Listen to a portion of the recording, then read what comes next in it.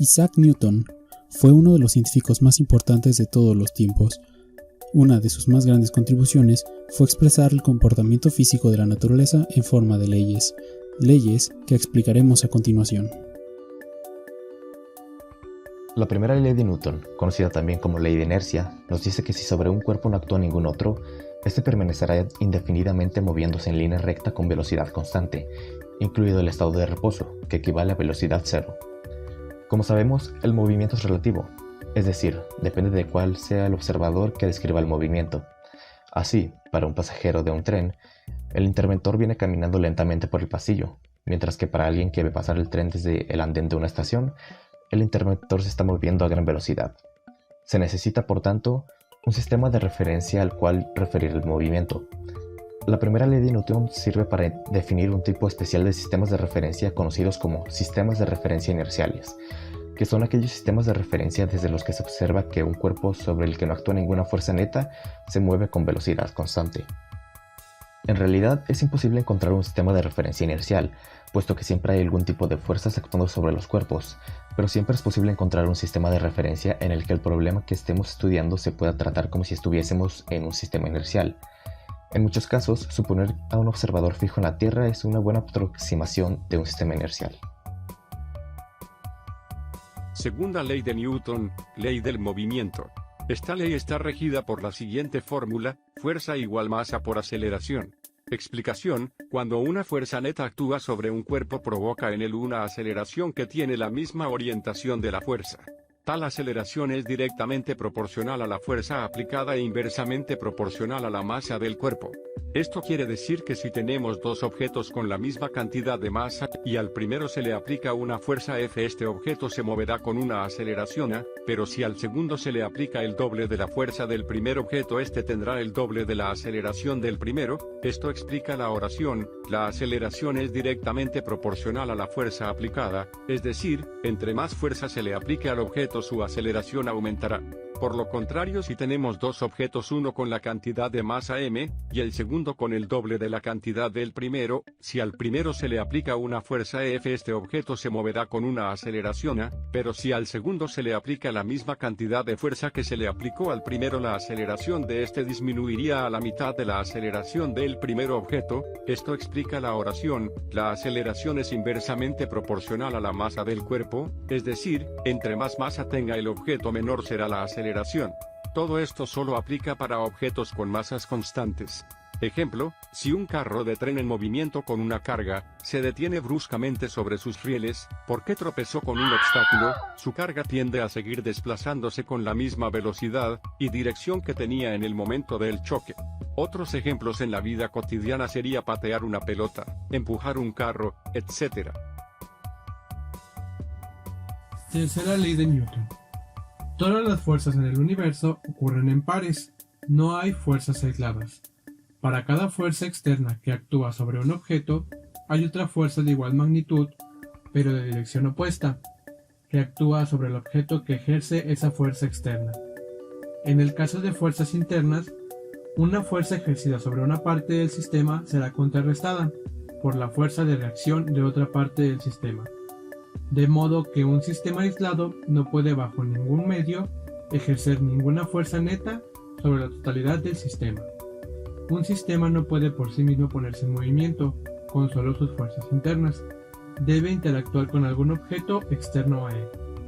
La fuerza es toda acción que es capaz de cambiar el estado de reposo o movimiento de un objeto. La tercera ley, también conocida como principio de acción y reacción, nos dice que si un cuerpo A ejerce una acción sobre otro cuerpo B, este realiza sobre A otra acción igual y de sentido contrario. Esto es algo que podemos comprobar a diario en numerosas ocasiones. Por ejemplo, cuando queremos dar un salto hacia arriba, empujamos el suelo para impulsarnos. La reacción del suelo es la que nos hace saltar hacia arriba. Cuando estamos en una piscina y empujamos a alguien, nosotros también nos movemos en sentido contrario. Esto se debe a la reacción que la otra persona hace sobre nosotros, aunque no haga el intento de empujarnos a nosotros. Hay que destacar que aunque los pares de acción y reacción tengan el mismo valor y sentidos contrarios, no se anulan entre sí, puesto que actúan sobre cuerpos distintos. Primero enrollaremos uno de los extremos del hilo cáñamo a la rama de un árbol y a través de este pondremos el popote. Ahora es el momento de inflar el globo. Y llegó el momento también de enrollarlo. El experimento saldrá así de disparado. Pero a ver, detengámonos un momento a verlo más detenidamente. A medida que el aire sale por el globo, la energía genera un movimiento llamado empuje. Este empuje proviene de la energía del globo al expulsar el aire fuera y variables como el tamaño o la forma del globo, así como la cantidad de aire que expulsa, harán que el empuje sea mayor o menor que en otros casos. En definitiva, las leyes de Newton son muy importantes debido a que nos permite comprender, explicar y predecir muchos fenómenos que ocurren en el día a día. A continuación, explicaremos 2 ejercicios de la segunda ley de Newton. Un disco de hockey de 0.160 kg reposa en el origen, sobre una cancha horizontal sin fricción, en T igual a 0. Un jugador aplica una fuerza de 0.24 newtons al disco, paralela al eje X, y deja de aplicarla en T igual a 2 segundos. ¿Qué posición y rapidez tiene el disco en T igual a 2 segundos? Si se aplica otra vez esa fuerza en T igual a 5 segundos, ¿qué posición y rapidez tiene el disco en T igual a 7 segundos? Para resolver este ejercicio, vamos a utilizar la fórmula de aceleración igual a fuerza entre masa. La aceleración entonces sería igual a 0.24 newtons entre 0.160 kilogramos, lo que nos da una aceleración de 1.5 metros sobre segundo cuadrado. Para sacar la velocidad final, vamos a utilizar otra fórmula de aceleración y de ahí despejaremos la velocidad final. La fórmula es aceleración igual a velocidad final menos velocidad inicial entre tiempo final menos tiempo inicial. Aceleración es igual a velocidad final menos 0, debido a que al principio el objeto no se estaba moviendo, entre 2 segundos menos 0, debido a que recién empezamos a contar, entonces el tiempo inicial sería 0. La velocidad final entonces se despeja. Nos dejaría que la velocidad final sería igual a la aceleración por 2 segundos. La velocidad final entonces sería igual a 3 metros sobre segundo. Solo nos falta calcular la posición final. Para ello, vamos a utilizar la siguiente fórmula. Posición final es igual a posición inicial más aceleración por tiempo al cuadrado entre 2 más velocidad inicial por tiempo. Ya habíamos dicho que el disco reposa sobre el origen, entonces la posición inicial es igual a 0. También dijimos hace unos momentos que la velocidad inicial es 0, entonces la posición final sería igual a 1.5 metros sobre segundo cuadrado, que es la aceleración que acabamos de calcular, por 4 segundos al cuadrado, ya que 2 segundos elevados al cuadrado son 4 segundos al cuadrado. Todo eso sería entre 2 más 0 por 2. Metros sobre segundo al cuadrado por segundos al cuadrado nos dan metros, 1.5 por 4 entre 2 nos daría 3 metros, y esa es nuestra posición final. Ahora, para resolver el apartado B, primero tenemos que calcular la posición final en 5 segundos. En esta parte se ha dejado de acelerar, entonces vamos a utilizar las fórmulas de movimiento rectilíneo uniforme. La posición final entonces sería igual a la posición inicial más la velocidad por el tiempo. La posición final sería igual a 3 metros más 3 metros sobre segundo por 5 menos 2 segundos, que sería la diferencia del tiempo. La posición nos daría 12 metros. Teniendo esa posición final en 5 segundos, la tomaríamos entonces como nuestra posición inicial para calcular lo que pasó entre 5 segundos y 7 segundos, que es cuando se volvió a acelerar. Ahora vamos a calcular la posición final en 7 segundos. La fórmula sería posición final igual a posición inicial más velocidad por tiempo. Pero, como esta vez se ha vuelto a acelerar, vamos a utilizar las fórmulas de movimiento rectilíneo uniformemente acelerado. Aquí lo que cambia es que la velocidad que vamos a utilizar es la velocidad media, que sería igual a velocidad final más velocidad inicial entre 2. Pero no tenemos la velocidad final, entonces tenemos que calcularla primero.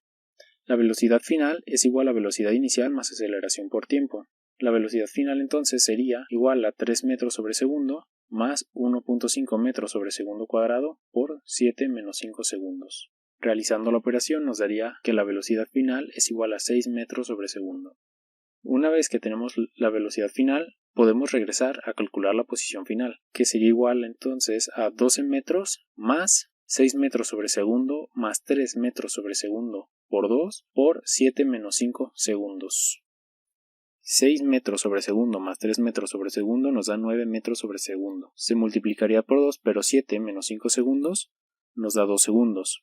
2 entre 2 nos da 1. Metros sobre segundo más metros sobre segundo son metros sobre segundo. Por segundo nos dan metros. Entonces sería 12 más 9 metros. La posición final entonces sería igual a 21 metros. En la superficie de Io, una luna de Júpiter, la aceleración debida a la gravedad es g igual a 1.81 metros sobre segundo cuadrado. Una sandía pesa 80 newtons en la superficie terrestre. ¿Qué masa tiene en la superficie terrestre? ¿Qué masa y peso tiene en la superficie de Io? Para resolver el inciso A, primero tenemos que saber cuál es la gravedad en la Tierra. Es igual a 9.81 metros sobre segundo cuadrado. Sabiendo esto podemos empezar. Masa es igual a fuerza entre aceleración. Entonces la masa sería igual a 80 newtons entre 9.81 metros sobre segundo cuadrado, que nos daría un resultado de 8.155 kilogramos. Para el inciso B, tendríamos la fórmula de fuerza igual a masa por aceleración. Nos pregunta cuál sería la masa en la superficie de Io, pero la masa es constante, así que sería la misma que calculamos anteriormente. Solo nos falta calcular su peso. La fuerza es igual a 8.155 kilogramos, que es la masa, por su aceleración de 1.81 metros sobre segundo cuadrado, que es la gravedad que tiene Io. La fuerza entonces sería igual a 14.76 kilogramos metros sobre segundo cuadrado, que es igual a 14.76 newtons.